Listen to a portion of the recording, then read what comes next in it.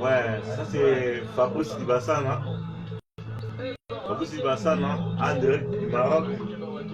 Je suis l'artiste pas comme les autres. Je suis l'artiste pas comme les autres.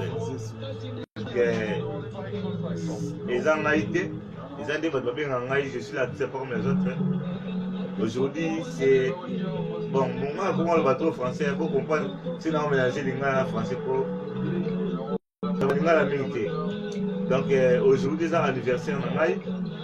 Donc le Bénin donc la aussi 0,4 na 1. Donc au 0, au 4 na 1 le colo.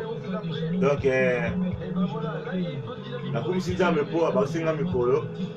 Nanzoto a mikie o elongi a mukie o na nena zali na ngula na ngase na pesi.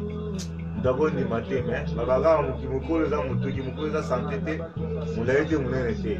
Le Bénin a 0 na 4 na 1 na longo na 0 na 4 na basi 1 na 4 dans la commission Nzambe pour mère abote ngai ayebi kobota aboti mwana mobala mikola liboso ya bien artiste na chef de famille na responsable de la famille donc il y a des plus aussi donc la commission Nzambe pour batembeli tokuta bango dati moko basi na kokufa baza na hôpital ngata mabateli nga na eloko te yango na komisi Nzambe mpo na mingi oloba te bana poto bana France bana Belgique bana Londres na mboka ya bamama Charlotte Pigeon na mboka baya Ibrahim Nzambe ya nyonso natali na Paris naomona